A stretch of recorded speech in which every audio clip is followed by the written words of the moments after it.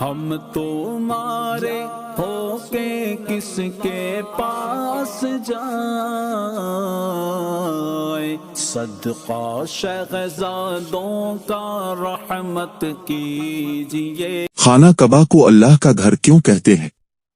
مجیب مولانا محمد علی اتاری مدنی، فتویٰ number award 2438، تاریخ اجرا 06 رجب الف لیومر جب 1445 ہے /18 جنوری 2004، دارالفتہ اہل سنت دعوت اسلامی۔ سوال: اللہ عز و جل جگہ اور جہت سے پاک ہے، تو کعبہ کو اللہ کا گھر کیوں کہا جاتا ہے؟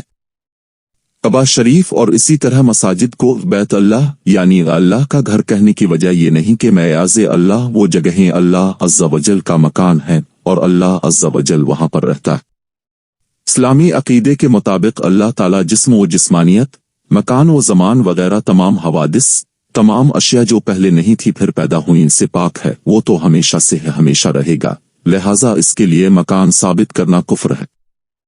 اب کے خلجان پریشانی کو دور کرنے کی طرف آتے ہیں کہ پھر مساجد اور کعبۃ اللہ کو اللہ تعالیٰ کا گھر کیوں کہتے ہیں؟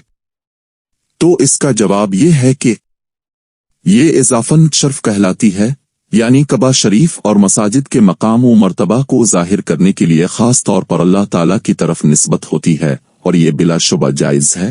قرآن و حدیث میں اس کی بکثرت مثالیں موجود ہیں۔ مثلاً قرآن مجید میں اللہ تبارک و تعالی نے حضرت صالح علیہ السلام کی دعا سے ظاہر ہونے والی اونٹنی کو ناق اللہ یعنی اللہ کی اونٹنی، حضرت جبریل علیہ السلام کو روحینہ یعنی ہماری روح، اور کعبہ شریف کو بیتی یعنی میرا گھر فرمایا ہے۔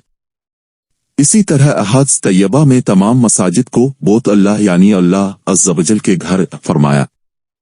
یہ سب اضافت شرف ہیں کہ اس میں اللہ تعالیٰ کی طرف خصوصی نسبت کرتے ہوئے ان چیزوں کی عظمت و شرافت کا اظہار ہوتا ہے، اس وجہ سے کہ ان جگہوں میں خاص طور پر اللہ تعالیٰ کی عبادت کی جاتی اور اس کی رضا والے کام سر انجام دیے جاتے ہیں۔